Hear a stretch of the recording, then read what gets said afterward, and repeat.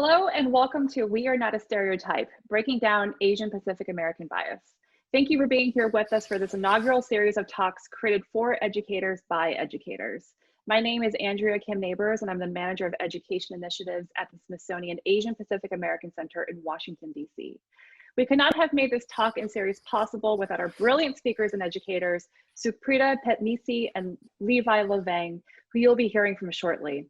We are grateful for the space they're creating with us to talk about Southeast Asian American experience in the US. As Soukprida, Levi, and I are in different parts of the United States, we want to begin this talk acknowledging the people and lands our speakers are currently on. We would like to acknowledge the people of the land, past, present, and future. We acknowledge the Piscataway, the original stewards of the area commonly known as Washington, D.C., where the Smithsonian Institution is located. The Ohlone, the original stewards of the area commonly known as the San Francisco Bay region, where Levi is located.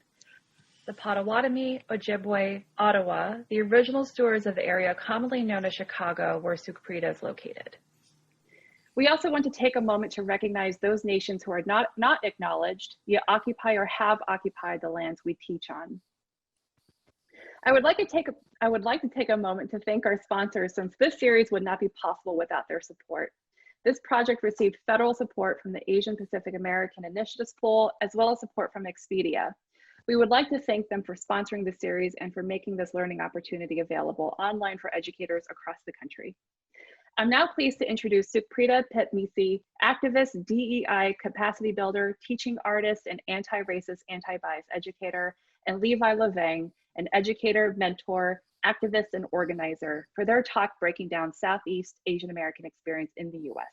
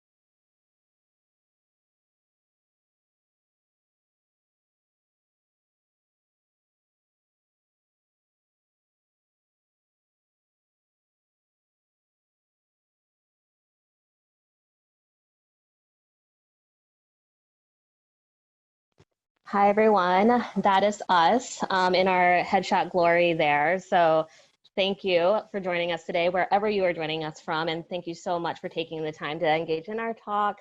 Wanted to say hello, Sabai D, which is hello in Lao. I am a proud queer Lao American who lives in Chicago. I use she, they pronouns, and really see myself as a connector, first and foremost, when I think about the work that I am called to do.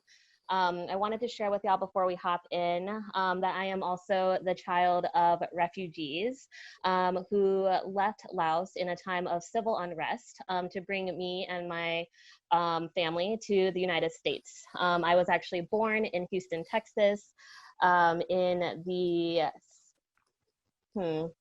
what have I been calling it lately?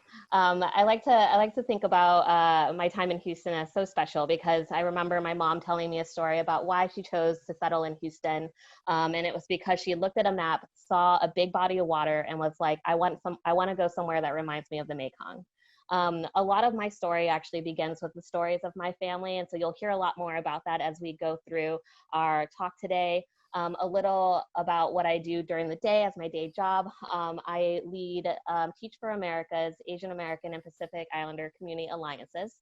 So a lot of the work I do is supporting and working with connecting educators to grassroots and grasstops organizations that are really focused on making sure that Asian American, Native Hawaiian, Pacific Islander narratives, strengths, and talents are amplified across our country.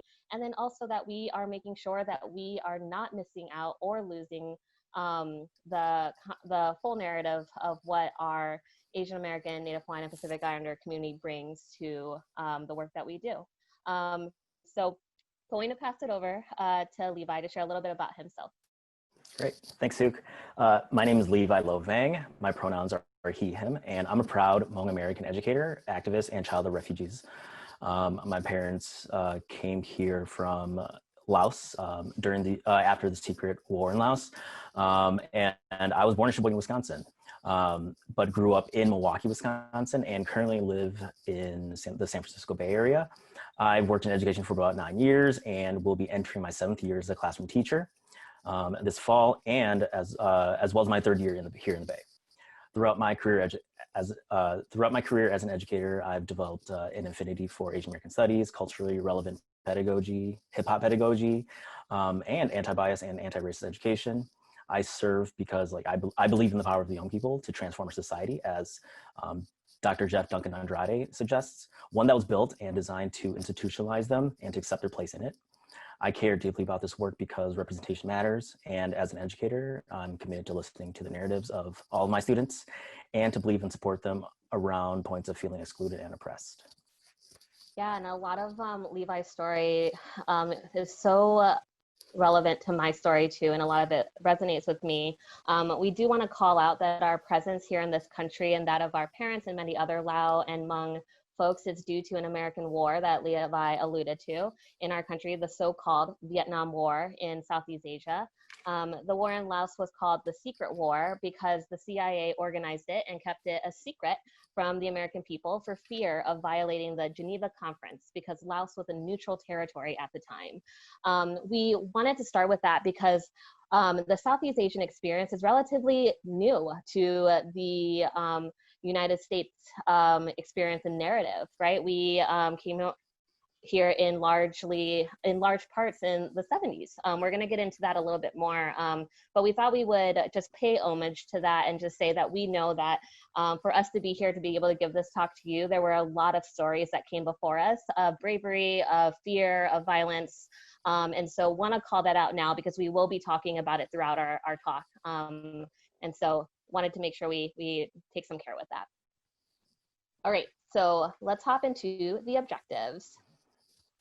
Our objectives for the session include to begin to understand the journey of Southeast Asian Americans, their history of the diaspora, especially within the context of the US, with some data points and some personal anecdotes, and to interrogate the invisibilizing of the Southeast Asian American experience in the broader AAPI narrative. That said, Souk and I also think we should continue to fill in the gaps of our understanding because it's important as we use history to shape our futures. Also, there are some books and resources that have been written about each of these slides. We know it's going to be hard to cover the nuances of the Southeast Asian American experience during this time, so we're going to be presenting a more condensed version of it. I really appreciate you naming that, Levi, because we definitely want to say this is not an exhaustive history of the Southeast Asian American experience in the US, right? So want to actually start us in a place with a quote that can kind of give us a sense of where we are going to go. So on this next slide here, I'm gonna read this out to y'all. We really were thinking about when we started this talk, where do we begin? Where does the story begin? Should we go back all the way as far as we can go to where the first time a Southeast Asian person was mentioned in history at all? And we're like, wow, that's a lot. And so we decided that we wanted to share with y'all this quote to give you a sense of where we're gonna take you on this journey today. So this quote here, it says, "The short chapter in American history books about the Vietnam War ends on April 30th, 1975, and the day American forces pulled out of Vietnam. Our story begins where the history books end." This is from Vietnamese director of Journey from the Fall, Han Tran. So I share that because I want to make sure that we do highlight the invisibility of where we are or are not in the history books. And this quote talks about how our story, the nuanced story, really begins where there is no history books. And so we're going to chat a little bit about that. And where I want to start is actually talking about our current reality. So in the next slide here, you'll see where I really want to ground us today, before we actually talk about the past, we have to know what's going on right now, because a lot of the past really does inform what's going on right now. So on this slide, I do want to name that there are some images here that could be pretty sensitive to relive. We know these are all lived experiences of real people, and want to make sure we contextualize that for y'all as we go through. So right now, we know that we are dealing with compounding pandemics, one that is rooted in racial justice, and the other one, in many ways, is also rooted in racial justice, but it's performing as a disease. So I am talking about the Black Lives Matter movement and also COVID-19, which is having a disproportionate impact on the Asian American, Native Hawaiian, and Pacific Islander communities in ways that we are just now learning about. But the really overt ways we've seen is the anti-Asian sentiment and rise in xenophobia. Alongside that, we know that there are so many struggles between the Southeast Asian community and Black communities that didn't just happen today. It didn't just happen when Tu Tao was complicit in the murder of George Floyd. It's been building for years. And in many ways, it has been both invisible and unseen. But there is a reckoning happening. And while we are seeking to understand the rich, diverse, and complex history of invisibilization of the Southeast Asian American experience, we must also recognize where we have been in terms of our solidarity and our not solidarity with the Black Lives Matter movement. So these images here, we'll talk a little bit to that. Sources are here if you'd like to read further about where these images were pulled from. But I do want to call out too that the rising anti-Asian sentiment, the xenophobia, the hate crimes is directly and inextricably linked to the same oppressive systems that have been harming, erasing, and killing our Black communities. While we came to this country in different circumstances, we must recognize and reconcile with how we've directly benefited from and with the Black Lives Matter movement. So Black liberation is a part of our liberation as well. And I call that out because it is an interesting history when you think about the Southeast Asian American experience of how we were introduced to this country in refugee resettlement right after the Civil Rights Movement. So before we hop in there, I do want to define for everybody, or Levi is going to define for everybody, who do we actually mean when we say Southeast Asian? So we'll head on to the next slide here so that y'all can get a sense of that. Right. So before we go back to the beginning, it's important to name that despite a history of Asian exclusionary measures, some of which you've learned or will be learning within these different webinars, that many different Asian ethnic groups continue to be excluded in conversations around diversity, equity, inclusion, and liberation. Even when these conversations are centered around the Southeast Asian American experience. Therefore, it's also important to know and to remember who makes up the Southeast Asian community, and that many Southeast Asian refugees and immigrants come from these 11 countries here that include Myanmar, formerly Burma, Laos, Thailand, Vietnam, Cambodia, Singapore, Malaysia, Brunei, the Philippines, Indonesia, and Timor-Leste. It's also important to name that there's a lot of nuance here as well. Even when we look at this map, we may see ways in which we're connected to it and many ways in which we're not. There have been many factors that have shifted our understanding of who belongs to each community, like colonization. Even within our own community, some folks may not agree with how it's being identified because identity, it's a really very personal, and the way borders and identities are constructed may not sit well with some folks who are in those opposed communities. So we're gonna go back to the beginning, but it's truly hard to go back to the beginning without naming the ways in which our country was built on ideals of oppression and white supremacy. But where we will be focusing our stories on the Southeast Asian American experience today is going to start back 45 years with a large migration of Southeast Asian American communities to the United States. Before I get into it, Souk brought up this earlier, but solidarity across lines of differences is so important, especially in the movement today, because we recognize that there's anti-Blackness brought by painful and traumatic experiences within the Southeast Asian American community.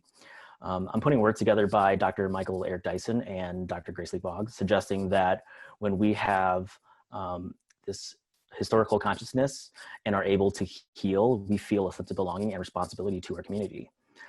For the purpose of going back to the beginning, it's so much more clear that the large migration of Southeast Asian Americans to the United States would not have been possible without the inspiration and efforts from the Civil Rights Movement, And as a member of the Southeast Asian American community, I believe there's a sense of responsibility to acknowledge this and to pay it forward. So getting to this act, the Immigration and Nationality Act of 1965 is considered by many the most significant piece of legislation for Asian Americans.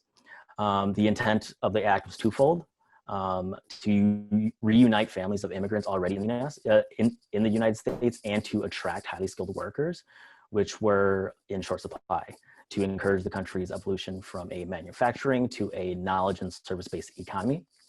It was passed during the Civil Rights era as the Black Power movement had gained a lot of momentum in the 60s, bringing down Jim Crow and leading to the passage of the Civil Rights Act of 1964 and the Voting Rights Act of 1965. The Immigration and Nationality Act of 1965 abolished the federal national origins quota, implemented in 1924, that was placed on immigrants from places like Latin America, Asia, and Africa, because the nation wanted to preserve this idea of American homogeneity. So this dramatically changed the landscape of Asian America, and much of the refugee experience and freedoms that have been shaped by what Black activists fought for and continue to fight for. Next slide. So here's a diagram of the percentage of the US population that's foreign-born in light of the 1965 Immigration Act and how it dramatically changed the landscape of not only America, but also Asian America, as I mentioned before. According to the book, Serve the People, Making Asian America in the Long 60s, author Karen Ishizuka, she wrote, in 1965, the Immigration Act substantially increased immigration for many countries, especially from all Asian countries, with the exception of Japan. Chinese immigration grew from 105 per year in 1943 to 5,000 per year in the early 1960s, and to 24,000 per year by 1977, when the immigration reforms were fully realized. Annual Filipino immigration increased from 50 in 1934 to 3,000 in the early 60s, and then to 36,000 by 1977. And then by 2012, Asians had become the fastest growing racial and ethnic group in the US, having expanded over 600% since the 1965 Immigration Act. So with all this in mind, it's important to understand where the Southeast Asian community fits into the making of Asian America, which we'll discuss more in the next slide. So here are some stats and history on the refugee resettlement and immigration. The Southeast Asian refugees represent the largest refugee community ever to be resettled in the United States. After they were being forcibly displaced by after being forcibly displaced by war in Vietnam, Laos, and in Cambodia in the 1970s, and resettled in countries like the US, Australia, France, and other countries. Although there had been small numbers of immigrants in these countries in the US prior, it wasn't really until 1975 when the governments of these countries fell into communist power that large waves of people arrived to the US as refugees, or people who were unable or unwilling to return to their country because of or in fear of persecution. So we see right away that in the graphic to the left, with a significant amount of refugees, the most refugees arriving to the US by Vietnam in 1975. This trajectory of refugee resettlement transitioned into an unemployment and family-based immigration, especially with the Refugee Act in 1980 that superseded the Immigration and Nationality Act in 1965 and authorized the President of the United States to exceed the limit of refugees admitted for humanitarian purposes, as shown in the data in the diagram on the left. So we'll talk more about the national demographics on the next slide, but you can get a glimpse of the population growth of the Southeast Asian Americans as a whole, and in some Southeast Asian American groups, compared to that of other races and that of the total population in the graphic on the right, based on census data. For example, between 2000 and 2010, the Southeast Asian American population grew 38%. That's nearly 4 times the average rate of 10%. Vietnamese and Hmong are the fastest growing Southeast Asian American ethnic group, with growth rates mirroring Native Hawaiians, Pacific Islanders, Latinx, and Asian Americans. Many of these Southeast Asian American immigrants and refugees still feel and deal with the effects of war. And you can go to the next slide. And again, this is a snapshot of the Southeast Asian Americans by county according to the 2010 census. And keep in mind that many refugees often had to resettle in urban communities with concentrated poverty. So over 2.5 million Southeast Asian Americans live in the United States. They make up 14% of the Asian American population. Over 50% of Southeast Asian Americans live in California, Texas, and Minnesota, where California remains home to the largest population at 36%. I've already mentioned the next two data points about the growth of Southeast Asian Americans overall, and that of Vietnamese Americans and Hmong Americans, so I'll jump to the last point. The median age is below the average, the median age is below the average US population of 37.2. Vietnamese Americans have the highest median age at about 34, and Hmong American have the lowest median age at about 20.5. Also keep in mind that as we're trying to contextualize all this information, because I know this is a lot of information to what's happening today, just think about where Southeast Asian Americans reside, and because like we're often reminded that how we see race and racism is impacted by where and how we grow up. And you can go to the next slide. For example, Souk and I want to go from a more meta to a more to more personal and share some personal stories to talk about ways in which we learned and were conditioned to and socialized to see and to think about race. Yeah, I really appreciate the kind of lead up to that. Thank you so much for sharing that, Levi. Because a lot of times when we do think about the Southeast Asian community, I think for me and what I experienced growing up, many people didn't even know what Southeast Asian was, let alone what Laotian or being from Laos meant.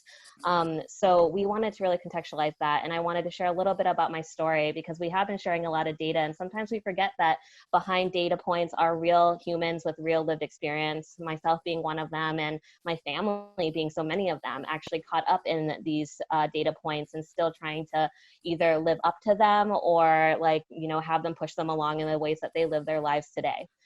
So while data is incredibly important, if we do not connect it to real life experience, to real humans that we can see, that we can understand, then in many ways we're doing a disservice and continuing to invisibilize the experiences of the Southeast Asian community especially. So like I said earlier, my mom and dad looked at a map. Actually, it was just my mom. She makes all the decisions in our family. And she looked at a map when they were actually planning to resettle in the year 1978, I believe.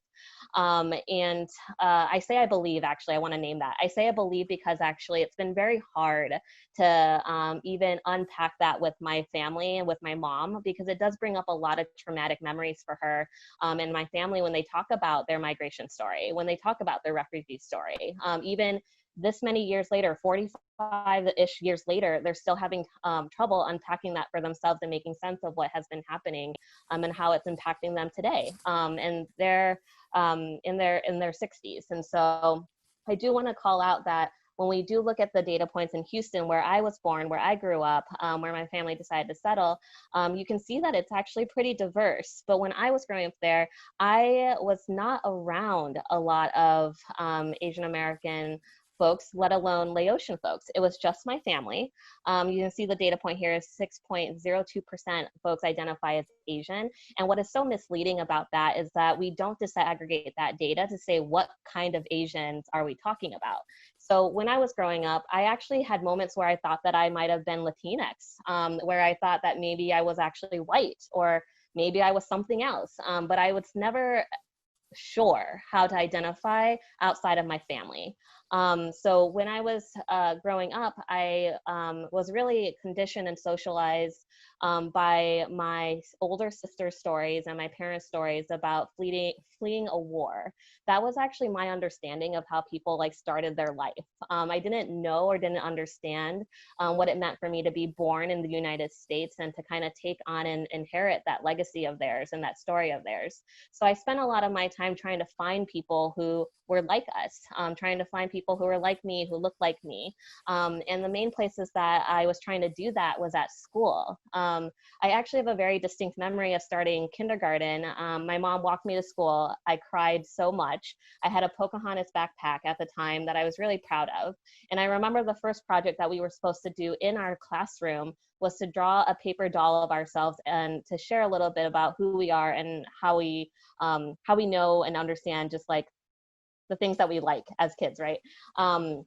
My paper doll, I remember getting a crayon, and it was brown colored crayon. And I started coloring my skin in light brown. And my teacher came over and actually took the brown crayon from my hand and gave me a yellow crayon. And that was actually one of the first times where I started to realize, oh, I don't know what I am doing. And I think that this teacher who was white did not know what she was doing either in that moment. But it has really impacted me to think about how I was not seeing myself in any school books or any school activities. Even when I was trying to draw myself on that first day in kindergarten, I still was denied what I thought I was drawing to be who I was.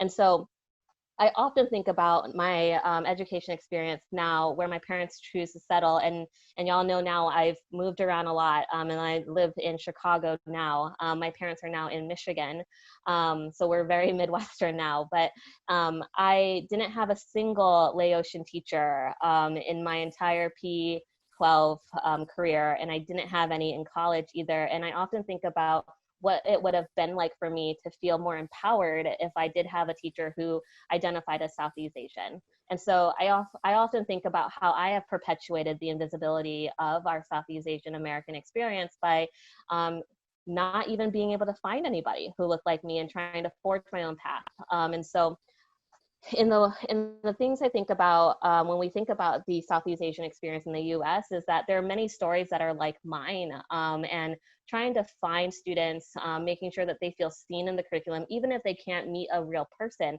has been really important. So I'll stop there, and I'll turn it over to Levi to share a little bit about how he contextualizes this. Thanks for sharing, Souk. A lot of what you said resonated with me as well.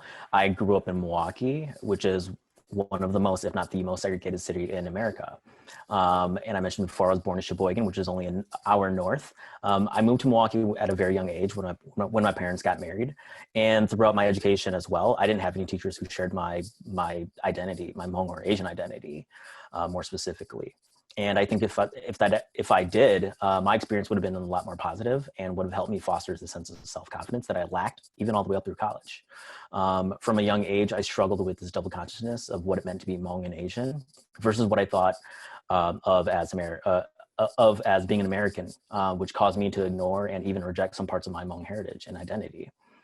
So while I was at school, I had a racially diverse group of friends, but chose very few of Asian descent because I feared being associated with immigrants, refugees, and even people in poverty.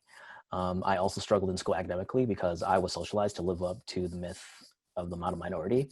And it wasn't really until like 2015, which wasn't too long ago, that I really started to unpack my identity and learn about my proximity to whiteness. That was also the time I really started to feel more comfortable with myself as an American of Hmong descent and as an educator. Even having lived here in the Bay for 2 years now, I even met friends and acquaintances who grew up differently than I did and saw a lot of representation around them in their lived experiences. And I want to name, for example, that my good friend and now former co-worker, Philip Shao, he's a Chinese American. He grew up in Cupertino in Silicon Valley. And it's estimated that Cupertino is about 67.8% Asian, based on the census.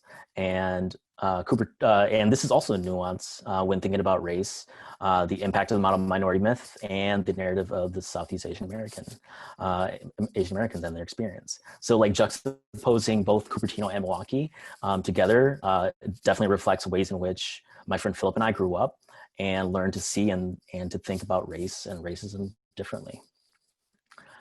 Okay, so we'll jump into the next slide. So the impacts on education, the impacts of invisibility, the impacts of poverty, things that Levi shared in his story, things that I was alluding to in my story, wanted to just make it really explicit so that folks know what we mean when we say making the invisible visible, right? And a lot of it has to do with disaggregating the data.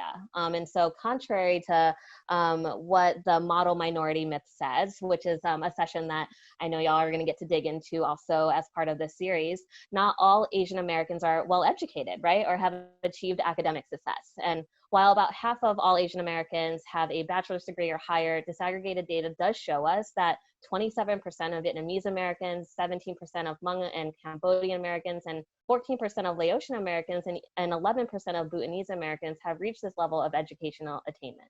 While 28% of the total population has a bachelor's degree, about 18% of Native Hawaiians and Pacific Islanders have a bachelor's degree.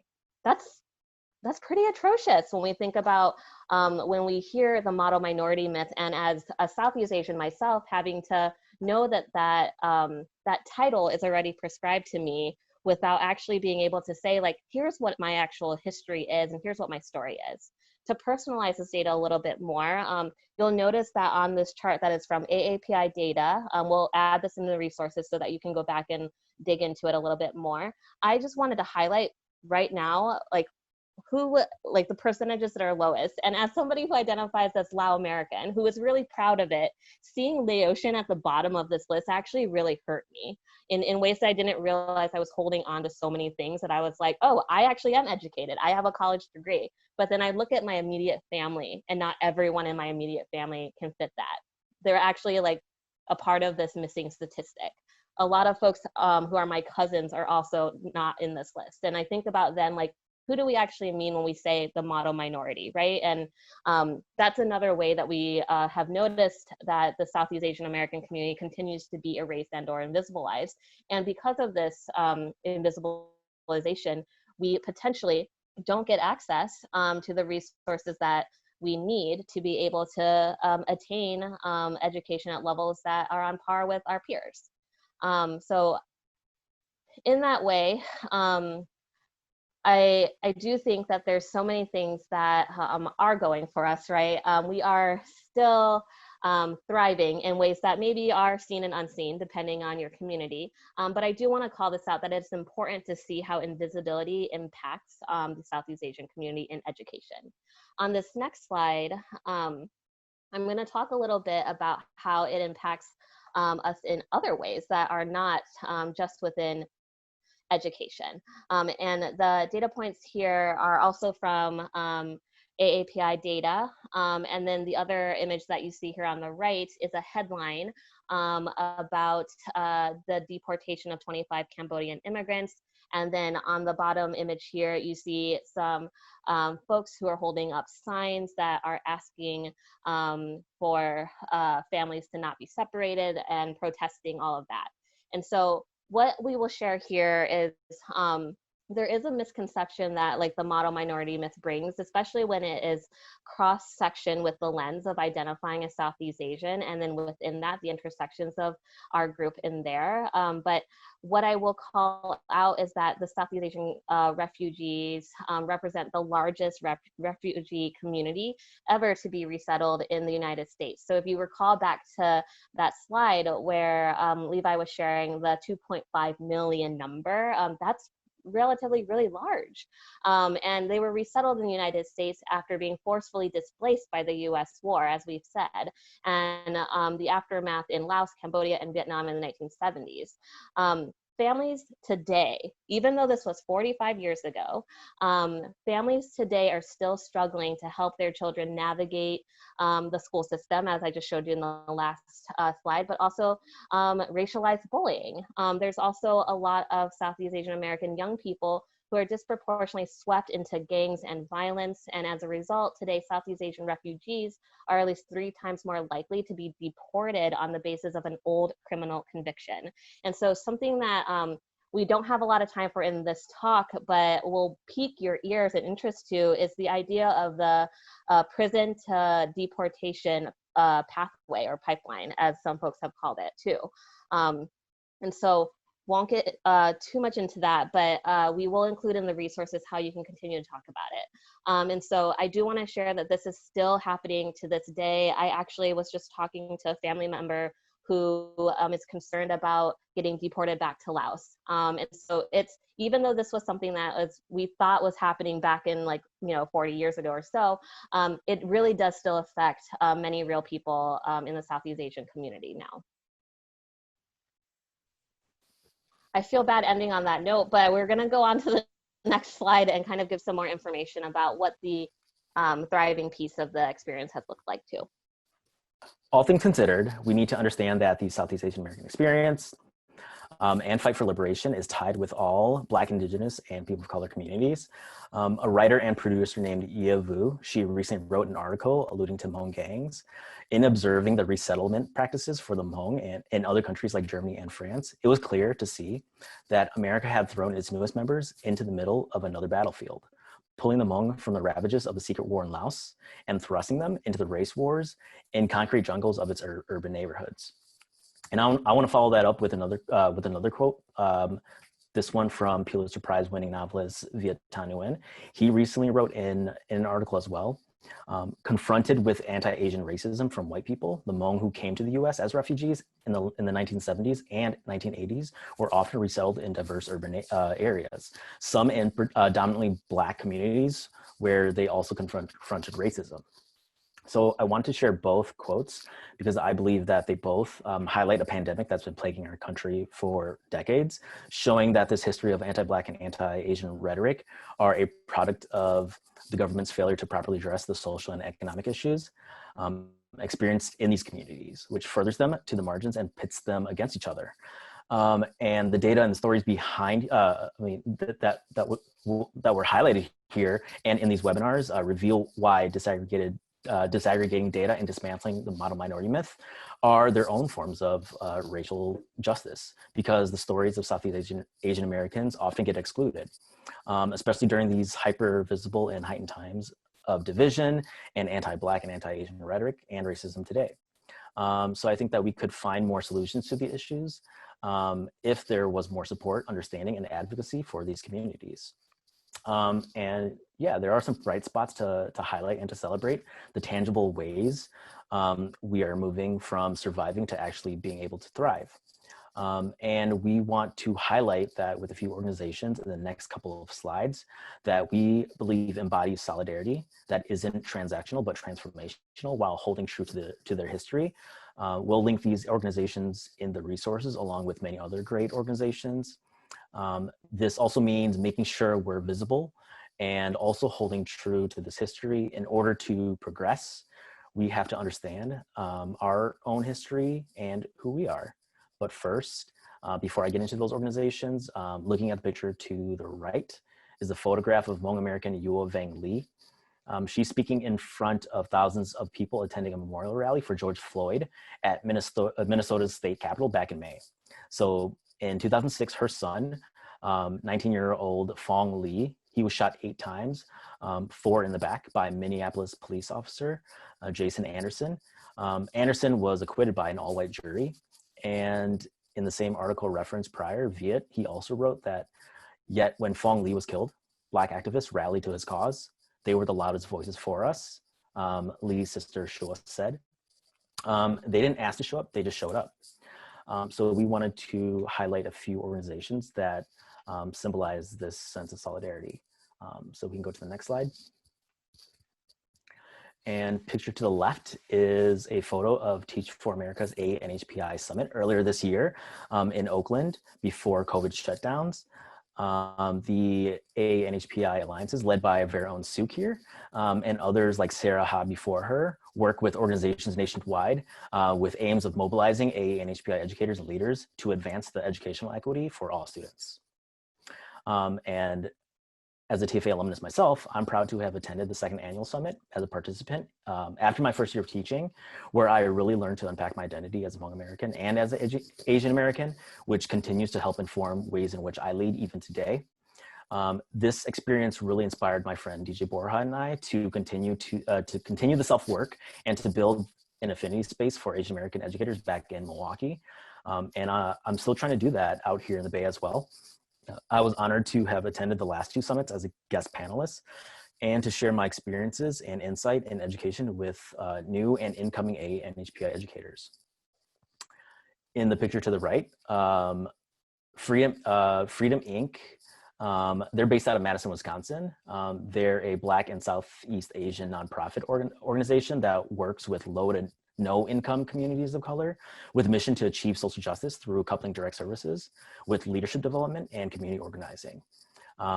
They're working to challenge the root issues at different intersections and to uplift people and voices of those who are most affected. Thinking about building pathways of leadership in other areas. In the picture on the left is CRAC, and I'm so thankful that much of the data that you see in this webinar comes from CRAC. CRAC, which is the Southeast Asian Research Action Center, is a national civil rights organization that empowers Cambodian, Laotian, and Vietnamese American communities to create a socially just and equitable society. They stand together with other refugee communities, communities of color, and social justice movements in pursuit of social equity, and have earned national recognition for their promotion of public policies on behalf of Southeast Asian Americans.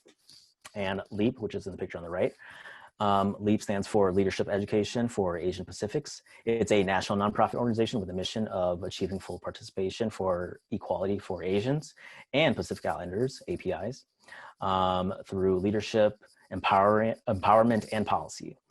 They believe that in order for API communities to realize their full potential and to take action, these communities would have to begin producing leaders who could advocate and speak on their behalf.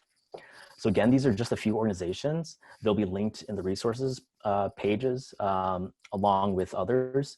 There are also other ways to build a pathway to leadership. You don't need to necessarily join organizations, but you can show solidarity and help to make the invisible visible.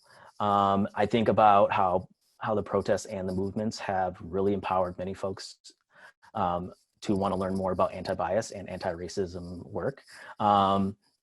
That's great, but before we can truly do that, it starts with the self-work first. Much like the ANHPI Summit has helped me, I think finding a community where members share similar values is important, as well as systematically reading books. I'm also reminded of what author and historian Jeff Chang suggests, that those who are most oppressed have the most to tell us how to move away from it all, if we're willing to listen and act, and then we're able to move away from the culture wars. All right, Souk. Thanks, Levi. Yeah, y'all, it's so exciting to just see all of these incredible leaders who are doing the work, particularly in Southeast Asian communities, and amplifying and uplifting all of our stories and continuing the fight. So on the next slide here, I just wanted to share with y'all and bring us back to why we're having this conversation, and wanted to share with you that we are commemorating the 45 years since the refugee resettlement that happened, that actually introduced the Southeast Asian communities in many ways to so many different aspects of the United States and American culture, and wanted to actually say that we need to continue to think beyond the 45 years. And while Levi shared and highlighted some incredible leaders who are pushing the work forward, I do want to also ground us in the fact that there is so much work still left to be done. Something that is so exciting about celebrating the 45 years since the resettlement is that the Refugee Act of 1980 created the Federal Refugee Resettlement Program to provide for the effective resettlement of refugees and to assist them to achieve economic self-sufficiency as quickly as possible after arrival in the United States. I was just reading an article with Erica Lee, who is the author of The Making of Asian America, who talks about how where she lives in Minneapolis, St. Paul, that some refugees were recently here as of 2008, and folks have still been arriving to this day. And so the Southeast Asian American experience is woven into the American experience as well. And while I said there's so many things to be celebrated for, there are ways that still we are invisible. And so wanted to make sure that we end on this note and understand that a lot of the big ask, the call to action here is to make sure that we are interrogating where the Southeast Asian Americans are still invisible or erased from the narrative, whether that is in your school, in your curriculum, or even just on your media, in representation across entertainment, or just in your neighborhood. Similar to how Levi and I broke down where where our family settled and thought about what it looked like to actually see ourselves in our spaces. We would encourage y'all to continue to do that. The images on this slide here for Beyond the 45 Years is just a reminder that the fight continues, particularly demanding immigrant rights right now. And I'll leave y'all with just some of these images to remind us that we have come such a long way. That image there on the bottom left is actually an image from a refugee camp in Cambodia. And we look at that image and then we see what we're asking for today, and there's a lot that the Southeast Asian community has contributed. To Levi's point, beyond the 45 years, I wonder what it's going to look like. I'm excited to continue on this journey with everyone here who is partaking on this journey. And some of the things that we are really thinking about, to Levi's point, is how do we continue to examine our history, particularly our history that is very complicated and nuanced, where there may be war, where there may be violence, and learn from that in a way that continues to propel all of us forward. And so the big ask here is to continue to make visible what is invisible, or to question when something is missing or when we are not at the table. And so with that, I'll just leave us with this final quote here on this next slide, to usher us into the resources. But this quote from Bong has always sat with me in a way that is just so poignant, because I think about the origin stories where Levi and I were thinking to each other, where do we even start this Southeast Asian experience story? And sometimes we forget that we can start with ourselves and then move backwards and move forward, that it's not linear, a process. And so this quote does say, we were born from beauty. Let no one mistake us for the fruit of violence, but for that violence, having passed through the fruit, failed to spoil it. And I think a lot about how we are the fruits of so many different things, but we have not been spoiled by that. And we continue to move through and move on and bring others along with us. So with that, I'm going to share some of the resources that we have for y'all here to continue to do this work and dig into the information that you have. These resources on this next slide here are separated into articles, videos, other media that we thought that y'all would enjoy. Some books here too. I would love to call out and highlight Planting Seeds, the Southeast Asian Diaspora Stories, that shed light on personal narratives of refugees who resettled here. And then some reports from the data that we referenced throughout all of this, this whole presentation. And so you can dig into that a little bit more and understand in other ways how else have the Southeast Asian American community been impacted. And then on this next slide, we have organizations that we would love for y'all to get to know, get connected with. These organizations are some of the ones that Levi did mention, and also some of the organizations that have been pushing the work of making visible the often erased and invisible experience of the Southeast Asian American community. So we'll leave that list with y'all. And yeah, from there, we hope you continue to dig in and question and add inquiry to this work. Thank you so much, Soukprida and Levi, for this really wonderful presentation. Thank you so much for sharing your knowledge, your personal stories, and your wisdom with us. For those of you who are watching this talk, thank you for joining us. If you're interested in seeing more talks like this one, we invite you to visit smithsonianapa.org/learn/not a stereotype. On this page, you'll find not only talks, you'll find collections and resources through the Smithsonian's Learning Lab to dive in more into the topics and histories that you've learned more about today in this talk. And you can also look forward to a new activity book debuting later this fall that dives even deeper into these big questions and these big themes that educators like Soukprida and Levi are guiding us on. Thank you very much. All right, now I'm really excited to moderate a Q&A with the two of you to talk more about the slides that you presented, the information that you provided, and these really moving, touching personal stories that you shared. Thank you so much. I really appreciate how you rooted this talk in a current moment, and then you went back into a historical moment, provided some really important data, and kind of anchored that with your personal stories, and then bringing it back to current times, but also a path forward with young, brilliant leaders who are taking us, as you said, to the next 45 years. So I'm thinking about your slides, the slides in particular that show data, which are very in-depth. I'm thinking about how those slides connect with your title of making the invisible visible. And my question is, when we look at data, such as the examples you showed, why is it important for us to interrogate further and disaggregate the data? Yeah, that's such a great question. And I think it's really, you know, it's like both complicated and simple to answer. The first is like, I think a lot about when Levi and I were chatting about this, we were just like, oh my gosh, is this too much data? Is this going to be so much data that people aren't going to be able to see the humanness or the humanity in it? And actually, I think like that's a misnomer because, you know, a lot of times when we think about the data actually leads into a lot of policy, a lot of resources, a lot of ways that federal dollars get spent in our country. And so understanding the systemic ways data actually makes decisions and allows us to like have choices, it's important that we don't like separate too much from the data.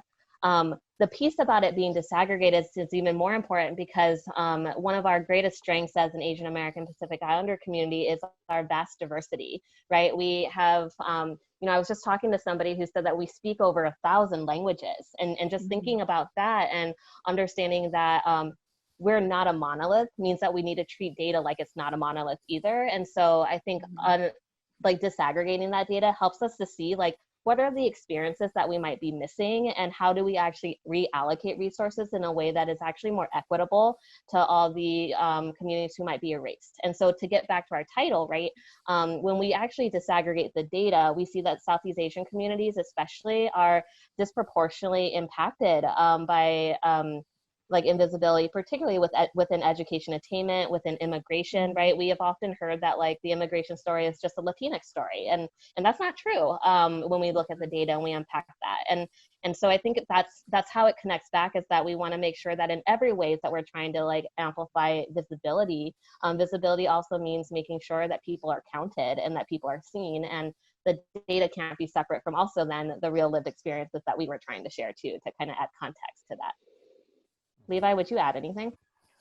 No, I think that was great. I agree with everything that you said. And simply, I think behind the data, there are stories of marginalized communities.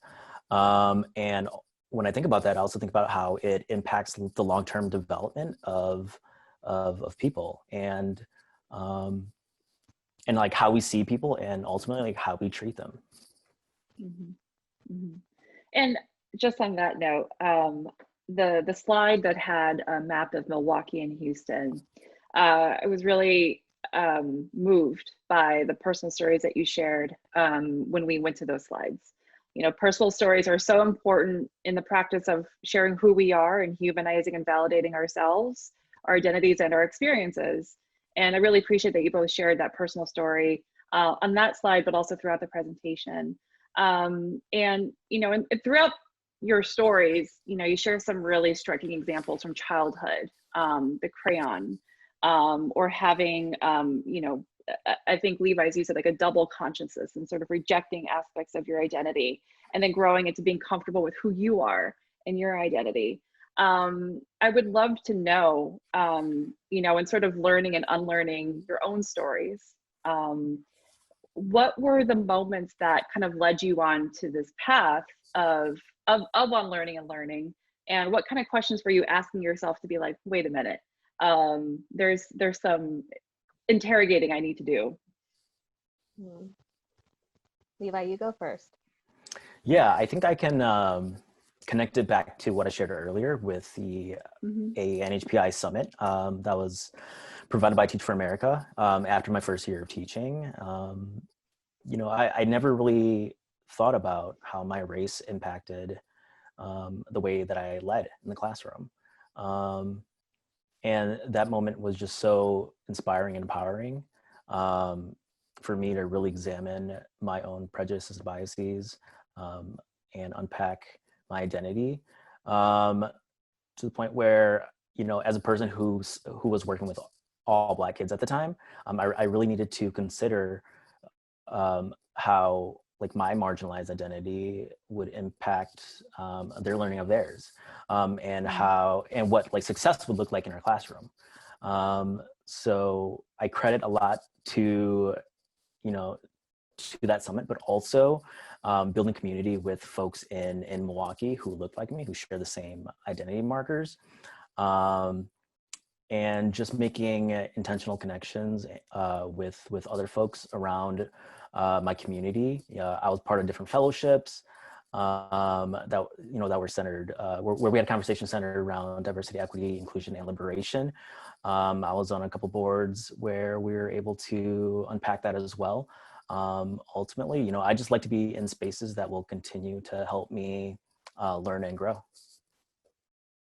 Yeah, a lot of that really resonates with me, and this is such a big question, Andrea, because it's still ongoing for me. I find things about myself that I'm like unlearning and relearning or reshifting every day. And some of the things I think about that when I was growing up, like I couldn't actually, if I hadn't been asking myself the questions when I was in college about like, you know, who am I? Like, where did I come from? Like, what does place mean to me? Like, what is my parents' story? What are my legacies? Like, what am I actually pushing forward? I don't think I actually would have been drawn to the work of identity work if I had not felt so not seen. You know, it pushed me to ask questions to find places to be seen. And I don't think I could have told y'all that story about kindergarten because I didn't have the language, even when I was going through it, to explain what I was experiencing. And so the moment that, you know, I met other people and put myself in spaces where I could start thinking about it, or seeing people who look like me, or even just like meeting other Lao folks and then having the first question not be like, oh, have you seen King of the Hill?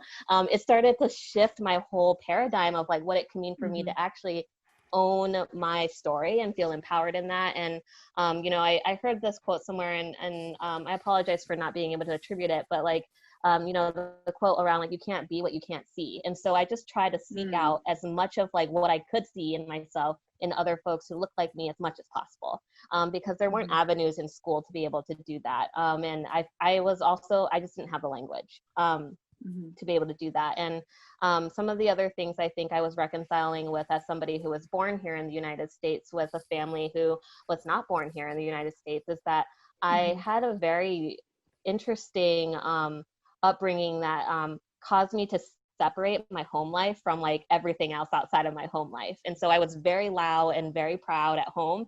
At school, I was like not like that. And so I think I started to feel a pull of like, why do I need to be two different types of people throughout my life, and trying to balance and navigate that. And that started to push me in ways where I was like, I need to make whole or come home to myself, because it's really hard to move forward with that. And so, yeah, to Levi's point too, just this like, the more I surrounded myself with like more positive imagery about my community, about my identity, the more I started to believe that that was true.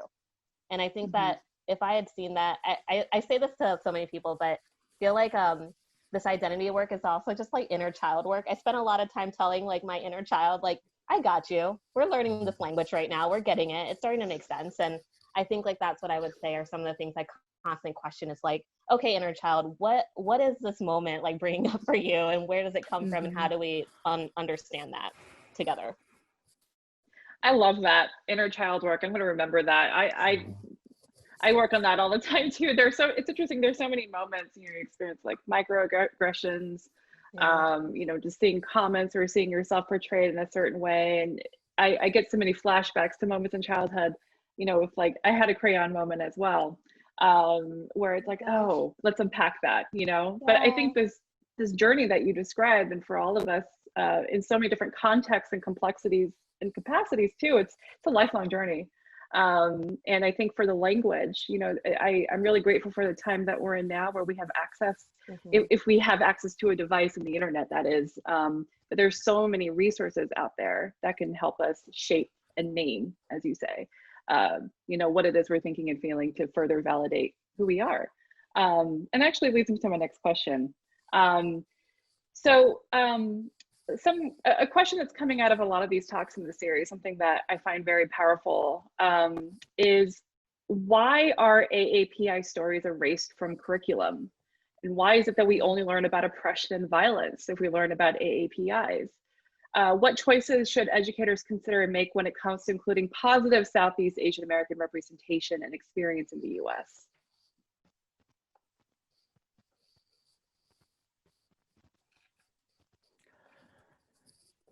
Souk, do you want to go first? Yeah, I'll go first. I was hoping, given that you're, okay, I think, I think about this all the time. And I think there's a really specific strategy involved at even like our highest levels of government, and even though our country was formed, about why certain stories are excluded, right?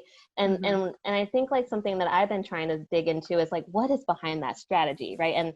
And something that we like mentioned a lot was this idea of white supremacy, and the simple fact is that white supremacy says that like people like Levi and myself and other Black, Indigenous people of color like don't belong in the narrative unless it's to be exploited, to be put down, or in so many things, so many negative things. And I think that that's like in some ways a strategy to kind of keep people in line in certain ways, to not be able to like break out and like ask questions or think critically about like what we could do or how we could change or reimagine a world where all of us are free. And so I think there is a specific economic strategy, and also like, there's something there. That's not as eloquent or well put. I will say the other thing is people don't know a lot about API history or Asian American and Native Hawaiian Pacific Islander history, let alone when we think about who are the people writing the textbooks, who are telling the stories. And we have to ask that question and say like, where's the source? Who is it coming from? Where are we gathering these stories from? And how does it actually get into our textbooks and into our schools? And so I think there's one thing to be said about folks needing to actually just know more, and do the work to understand and really dig into the history, and not the history that's just like negative, but the history that's also like the bright spots as well.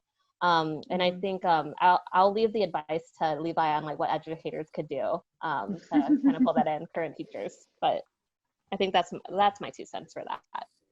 Great, thanks.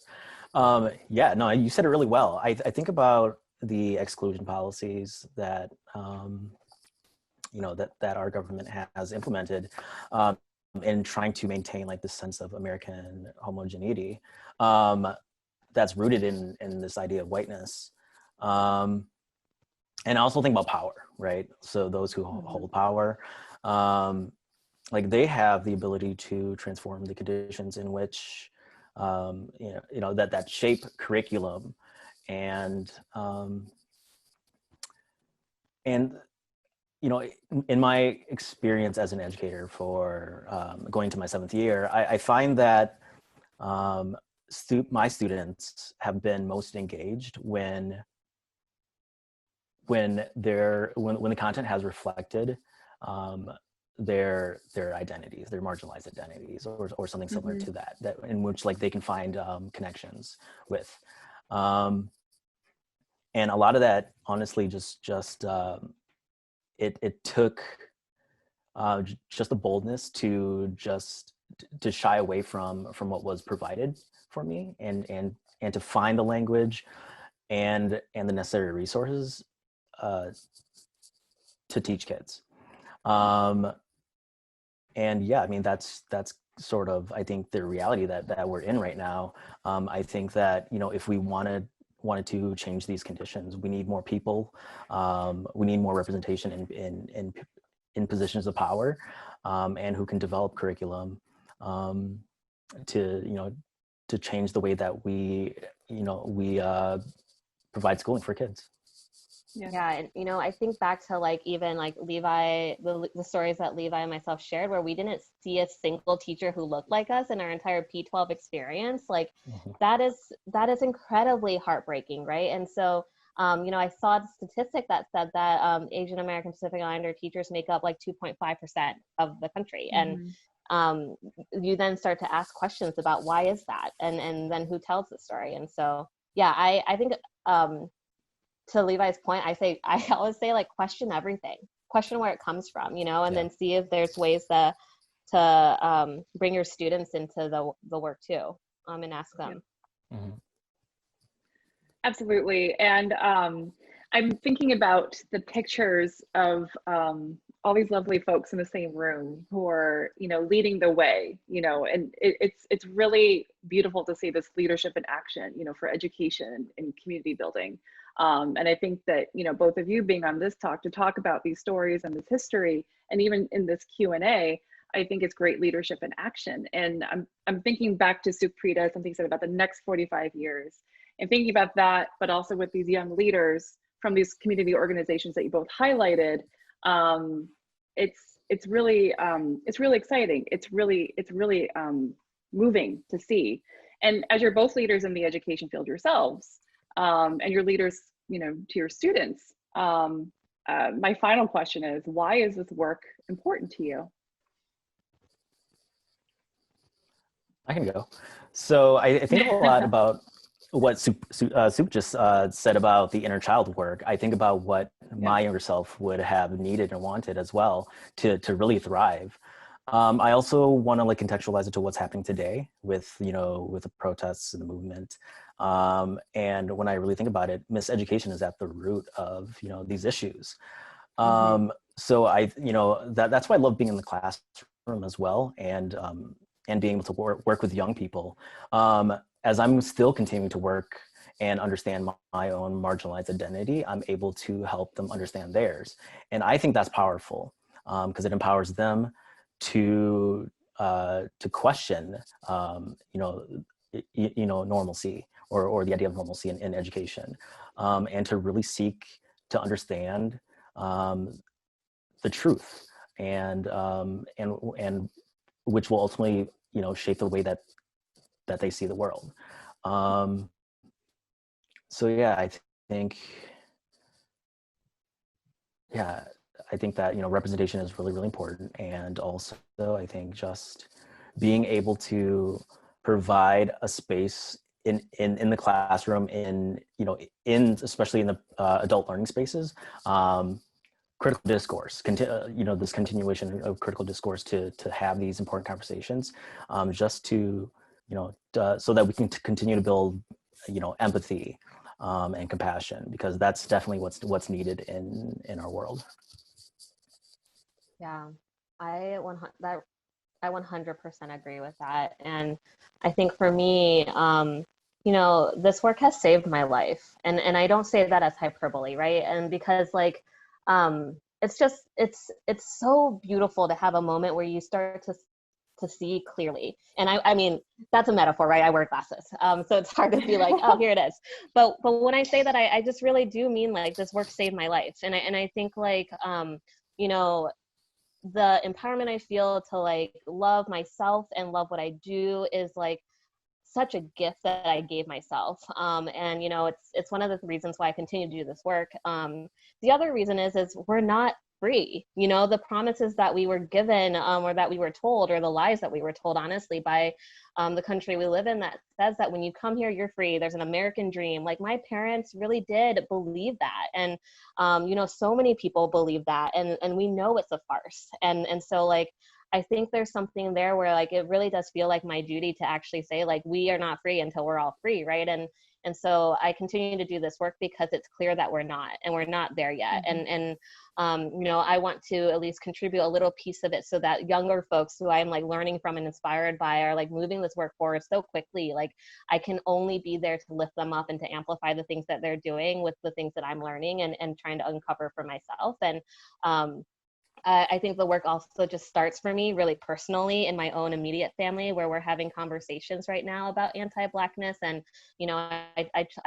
I told y'all how it's really traumatic for my parents to talk about their experiences. And I think like there's a lot behind that. And so I think this work is healing, this work is life-saving, but it's also like, there's some strategy involved, where we know that not everybody is on the same standing, and we can't let that slide. And I think me, myself, as a Laotian American, as someone who's also queer, who, you know, is somebody who just really cares about my people, who I love us a lot. And I think like the work I do helps to also break down misconceptions about my people and misconceptions about what it means to be Lao and to be queer, or to be a woman who's outspoken, or even so many things, right?